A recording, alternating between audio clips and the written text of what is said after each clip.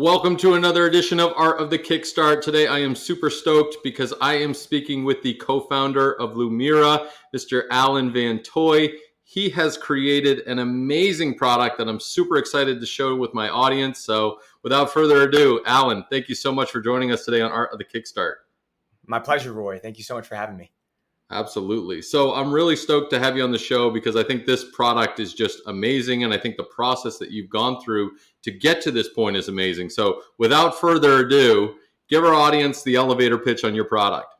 Yeah, my pleasure.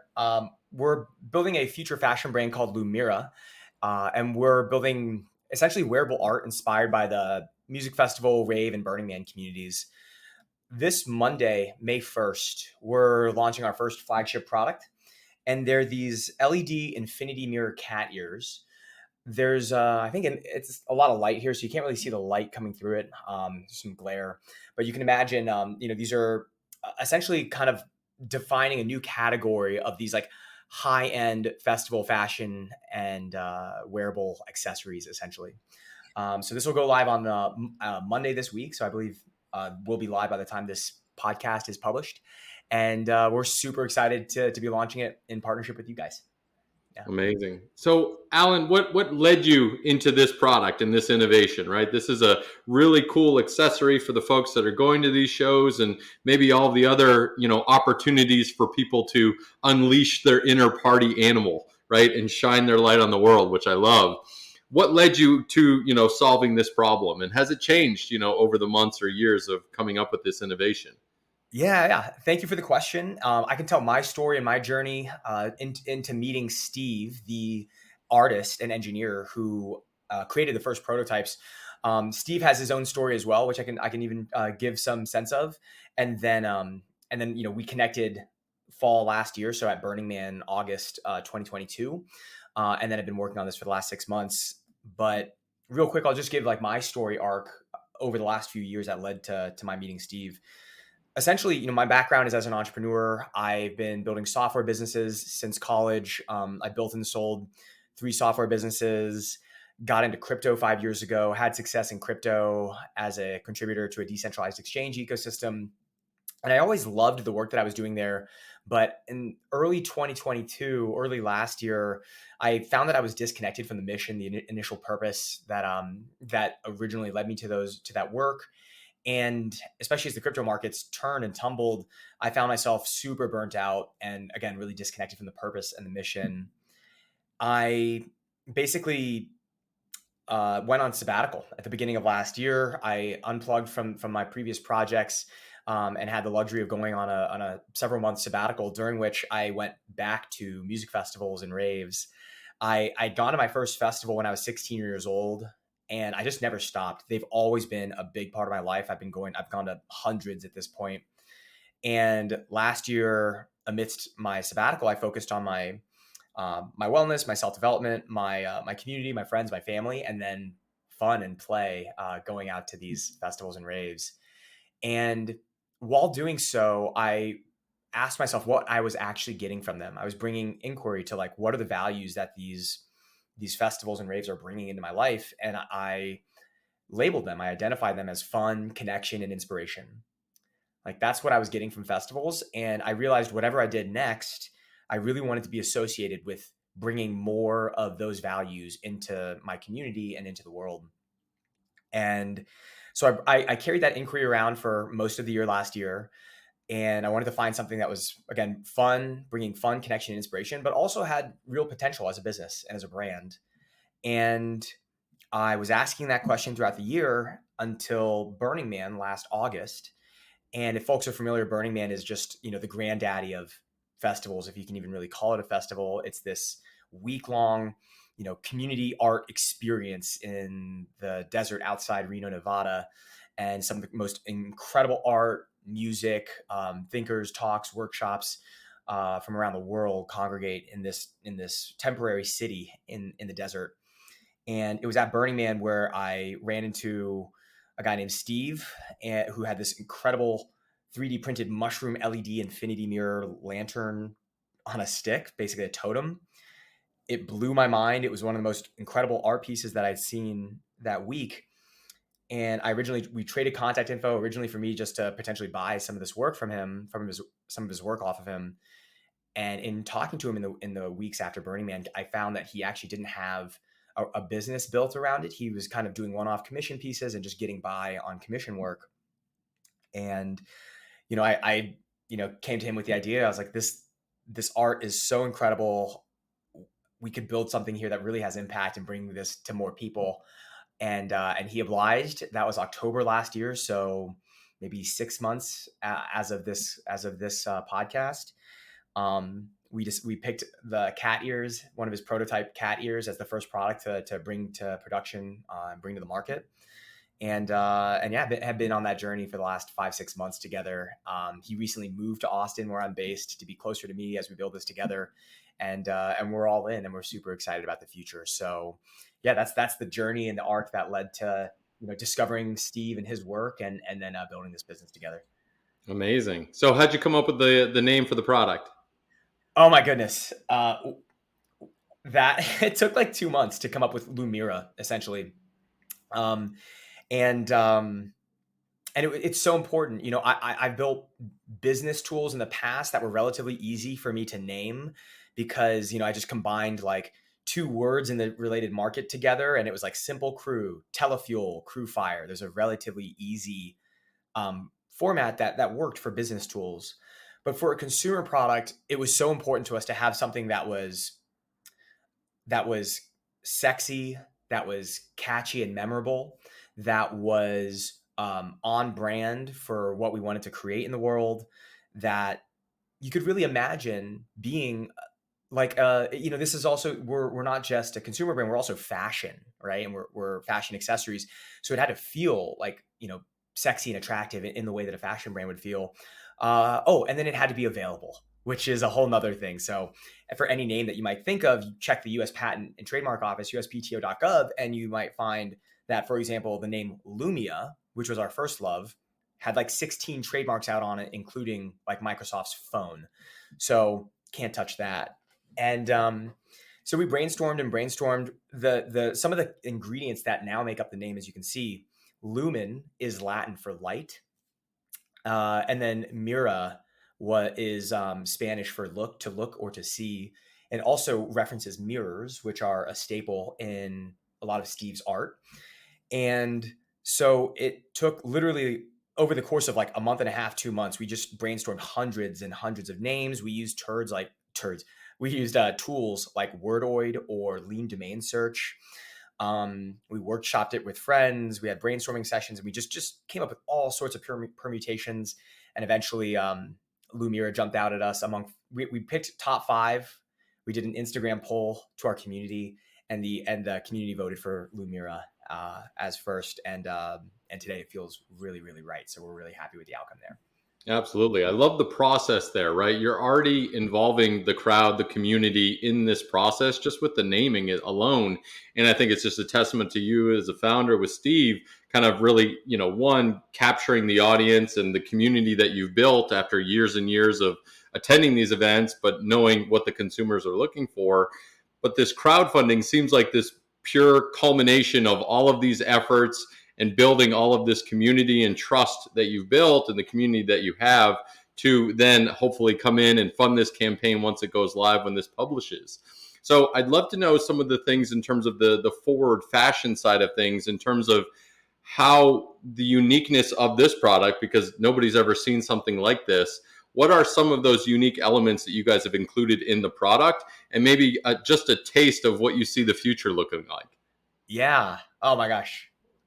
We could talk about this for hours. It's just such a passionate interest of ours now that we're in the space. And the key ingredients that we're bringing together for the cat ears, and for, we're looking already ahead to like next year's catalog. There are, I guess I could explain my thinking around building for the festival and rave community like this. There's a lot of creative energy in that community, but we haven't seen like category defining large brands being built out of it yet. Not at least in the same way that you might look at the athletic apparel market or the sportswear market. There's, in sports and athletics, there's like on the high end, you have like obviously Nike, Adidas, Reebok, 50 billion, I think, in annual revenue. There's insane numbers. But then you Small have this, companies, small yeah, companies. just little startups, just trying to get by. Yeah. And then you have this middle market, giant middle market, and you have things like Gymshark doing 500 million a year. A little bit smaller than them, you have things like Noble coming out of the CrossFit community at, like, I believe somewhere, I don't know, estimates around 50 to 75 million a year. And then you have like a whole down market industry of like dozens or hundreds of athleisure and athletic apparel brands that are doing, 8-figure, 10 million, 25 million, 50 million in revenue, like Vitae Apparel and a bunch of others. And we haven't, to my eyes, I haven't seen yet like any of these iconic brands being built out of the festival and the rave and the burner community. And so I believe we have an opportunity here to create a really category defining brand.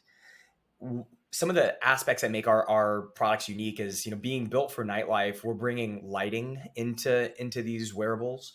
Yep. Um, Things like LEDs, a lot of LED work. Obviously, for our first product here, we have what are called infinity mirrors, which, if people can go to our website and take a look at getlumira.com, you can kind of see the effect. It's akin to if you're ever at the barbershop and they give you the hand mirror to, like, look at your face, and you can kind of see down the reflection of the mirror behind you, and you get this infinity effect.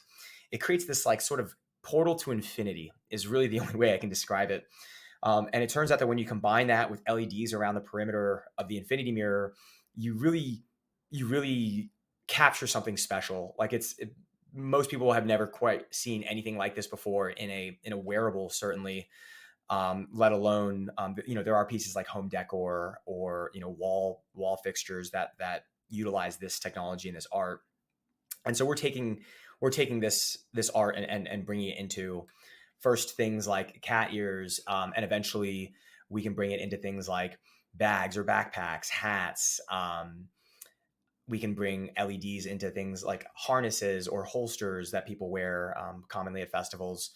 And yeah, in general, the way that we think about creating what products we want to create, it's where are there things that this there are a lot of accessories and toys that include lights that are being taken to festivals and raves, but and a lot of that's been done. We want to do things that have never been done before, and to a level of polish is really what we're looking for. So if you take a look at what's coming here with these cat ears, like this is a design prototype, so this is hard plastic, but this is going to be silicone rubber in the production model. You can see this is going to be a single injection molded piece, and it has really the kind of aesthetic and the polish that you might look at honestly, like it's a cliche, but like an Apple product is a major inspiration for us. Bringing that degree of polish and artistic integrity and artistic talent into the work through Steve's vision. I can't give enough credit to Steve Galley, my partner. That I think will set us apart from the earlier entrants that have experimented in this space, but then also bringing like production scale and like a degree of investment in marketing, brand, and distribution that I believe will let us create and define a new category. Yeah, speaking of that investment into the brand, the marketing, I know you touched on it earlier in terms of the naming convention. And again, this has been 6 months in the making. So for a lot of the hardware founders out there, this is record speed, light speed of you guys being able to go from one prototype to innovation to name to now, getting the campaign ready and getting your community ready to go on day one when this thing launches. So talk a little bit about, to our community now, kind of some of those steps that you've taken over the last month, whatever it may be, to put the company and put this product in such a good position to make sure that, this thing supersedes all of your goals on the Kickstarter launch that's forthcoming. Yeah. Oh man. If I had to think about the steps, first off, we already had, when I met Steve, the first functional prototype already existed. He was creating, and I have pairs of this in the other room, but these 3D printed and laser cut prototypes that he did himself. And if you can imagine, they're just these 3D printed components that were like hot glued or epoxied onto an Amazon headband. And so they were functional, but in terms of like the design polish and the finalized aesthetic, they weren't quite there yet. So the first thing we did was we found an industrial designer to help create what's called a DFMA ready design, which is a design for manufacturing piece. And this is a design that it's a 3D model that incorporates all the individual elements, and then a manufacturer can take those and create molds that can be no longer we wouldn't use 3D printing for our production ready model, but work with a overseas manufacturer generally to create injection mold versions so that these can come off the line really, really quickly and consistently and lower cost. And in order to have that, we need like this manufacturing ready design, DFMA. We need to work with we also wanted to work with a electronics manufacturer or electronics designer to design a new control board, what's called a PCB, which is basically a little computer that controls all the logic and light that controls the lights, essentially the logic in the lights. In the prototypes, we were using off-the-shelf components, and then for the production version, we create and design a custom PCB so that we can make it smaller exactly to our specs.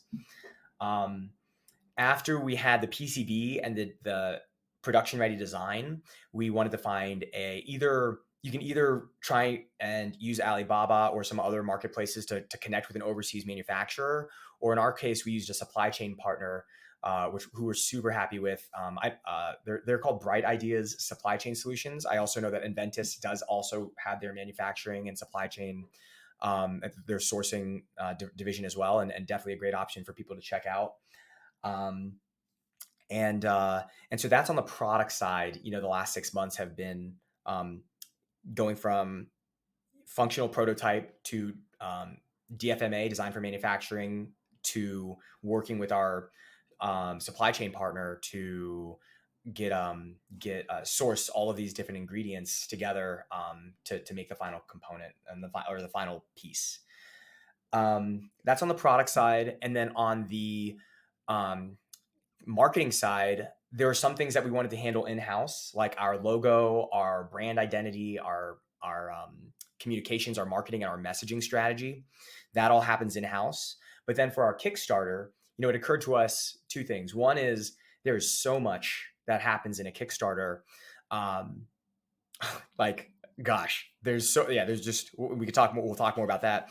There's so much that goes into making an effective Kickstarter. And because like a lot of that, like, we're not going to do that many Kickstarters every year. Like, it's not the kind of thing that we want to build. We necessarily need to like do the research and build all of those capabilities in-house. It occurred to us that we want to work with a best-in-class agency and a best-in-class service provider who we can partner with to execute those deliverables for the Kickstarter side. We talked to 2 different agencies and 2 different kind of like freelance contract service providers. And among those, of course, was Inventus. And just through talking with your head of biz dev, Reed Phillips, and getting a sense for the processes, the case studies, the success that you guys have had on the over 4,000 Kickstarter maybe even over 5,000, Kickstarter projects you've collaborated with on now.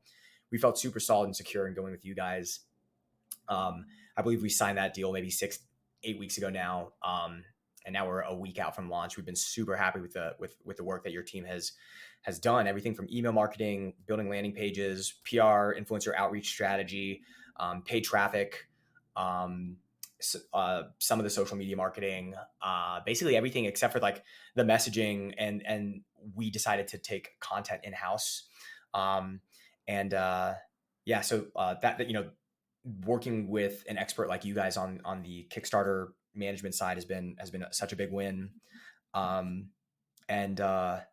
I guess, and actually that last phrase just reminded me that the other major aspect of marketing that we decided to do in-house was we wanted to do our content in-house.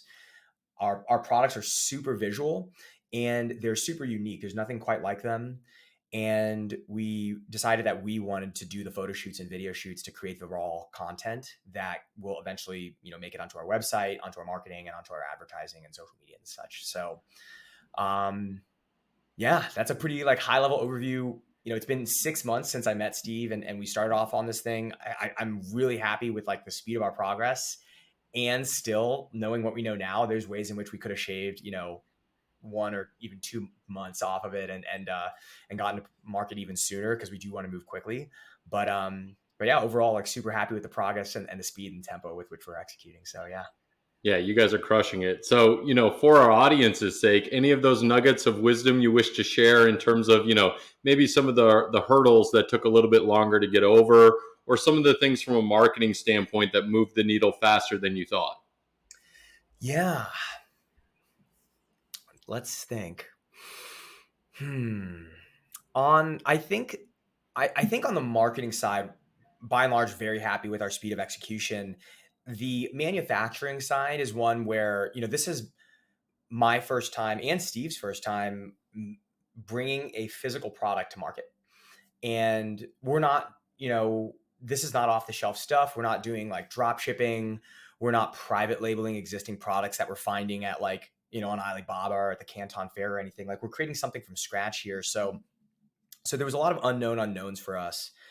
And one thing that struck us was like, it didn't occur to us like how long it takes to actually source all these individualized components, bring them together, manufacture them, put them into a shipping container or onto a pallet, and then have it shipped. Like that total turnaround from the time that we even finish the design for manufacturing portion and then go into the production of our first molds. So from that moment to getting product landed in a warehouse, like I was hoping it would take like 4 months or so, more like 8 months or 9 months, right? Like, and that's like if everything goes right. And so when Yep. I first heard that, and I realized we're gonna miss this summer season in terms of shipping, which, given how much of our audience is like, festivals and raves that happen really really bloom over the summer. I was a little bit disappointed about that at first. I came to peace with that, and I was like, screw it. If it takes 8 months, if we ship in October, November, like, this is a business that we're gonna be doing for a decade. Like you can't, there's no need to rush like your calling and your dharma ultimately. And in the meantime, there's so much we can do.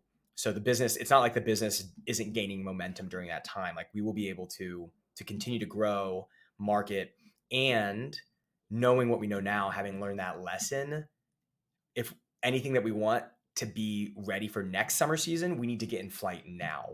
Exactly. Um, and so that was a big lesson that we learned.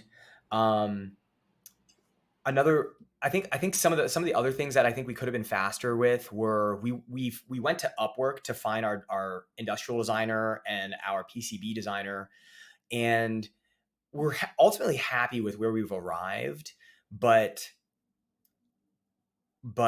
there, sometimes, especially when you work with like overseas contractors and freelancers, they don't necessarily have the same sense of urgency and timelines that you might have either in-house or working with like um, higher level contractors and service providers.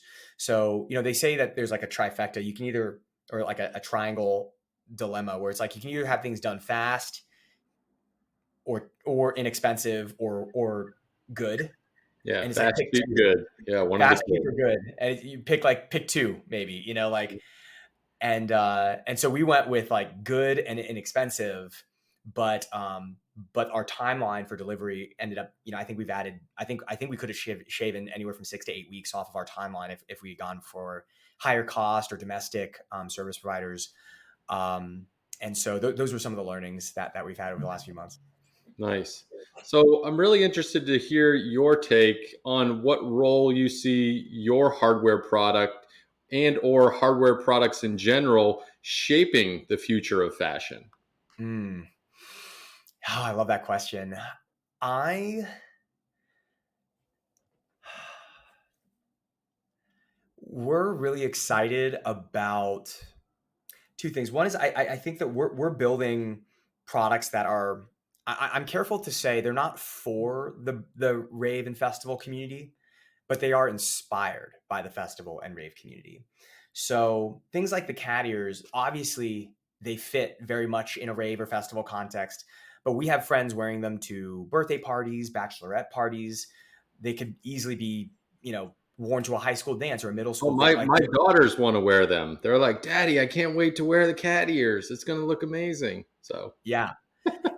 And so we can take that, things that are inspired by festivals and raves, and then package them in products. And this is an important, we could do anything for our next year's catalog for 2024, but we want to be very intentional about picking things that will have a broader appeal than just the festival and rave community. And so we're really attracted to bringing lighting into clothing, and bringing plastics, and bringing other interesting materials. So for example, like laser cut and laser engraved plastics, using things like mirror films or actual mirrors to create interesting effects that are a bit more, they're more unique, they're more attention grabbing than other than just normal clothing and apparel. And the ultimate effect is, festivals, raves, and Burning Man, what make these containers unique among several other things, they're unique in that people come to them. There's a really high value on self-expression, and on expressing yourself through unique, bright, colorful, glowing, shining, shimmering, you name it, like clothing that like sets you apart from the crowd. It's admittedly, it's not for everybody. Like these, if you wear these, you get a little bit, they bring a particular energy into the container, and they stand out, and they bring a bit of attention. And not everybody necessarily wants that attention. Some people just, want to be more subdued in their style and their aesthetic. Some people don't necessarily, want to have that conversation starter, and they'd rather just, just kind of be in their own experience. And that's great. But for us, like we're excited about the opportunity to use these technologies like lighting, like advanced manufacturing techniques and materials like plastics and acrylics and synthetic like rubbers and polymers, and then electronics like PCBs and batteries, to create really attention grabbing, unique pieces that really help you stand out from the crowd. well, I can't wait to see this thing come to life. With this, Alan, we're going to jump into the amazingly fast rapid fire round where I'm going to shoot some questions your way. You good to go? Let's do it. Yeah. All right. So, what ultimately inspired you to be an entrepreneur? Freedom and personal growth, and other entrepreneurs that have gone before me and shared their stories and made it seem possible. Yeah. Speaking of other entrepreneurs, if you could meet with any entrepreneur throughout history, who would you want to go to a party with? Want to go to a party with? Ooh, man. Oh man, that's a good one. Who would I want to go to a party with? There's honestly, probably there's a guy named Pasquale Rotella. I think that's how you pronounce his name. Actually, don't quote me on that. Probably wrong, actually. But he's the founder and CEO of Insomniac Events, and they host Electric Daisy Carnival and many of the biggest music festivals and raves in the United States. And you can tell from his work and his events and experiences how much he genuinely cares about the experience. And it's not about the money, even though they are massively successful. They really care about the experience and the attendee, and it really shines through the experiences that he designs, and that's a major inspiration for us. Amazing. What would be your first question for him?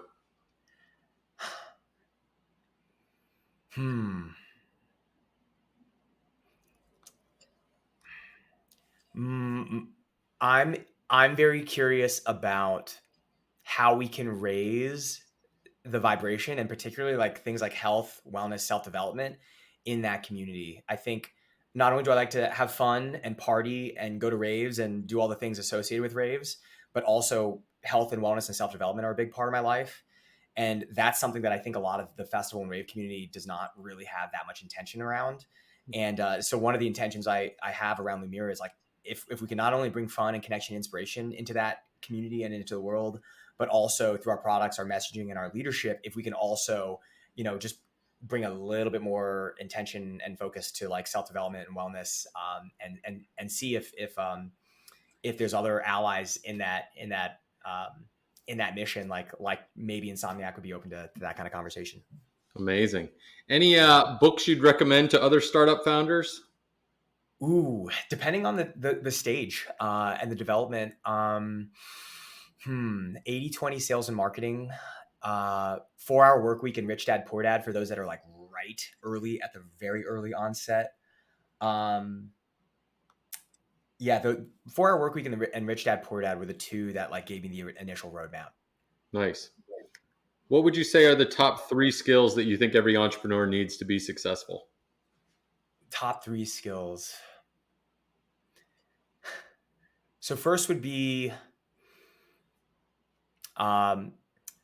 resourcefulness, and also I'd include creativity in there. So resourcefulness and creativity, grit and determination. Mm-hmm.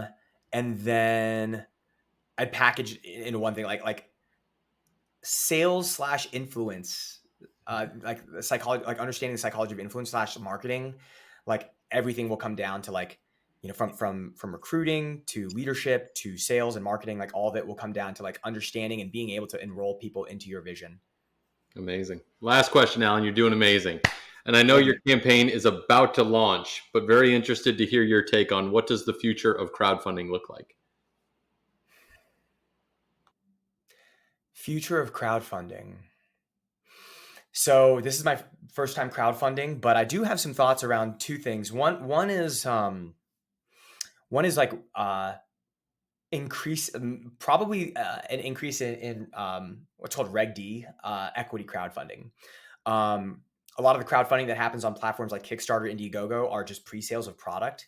But not too long ago, U.S. regulators opened up with equity crowdfunding so that startups like us can actually raise and sell equity in the company to potential, everyday mom and pop Main Street investors. So I think that's been live for several years now. I think I'm sure but I think there will probably be more of that. And the other thing I'd imagine is I do think that there's probably some disconnect. I've talked to other.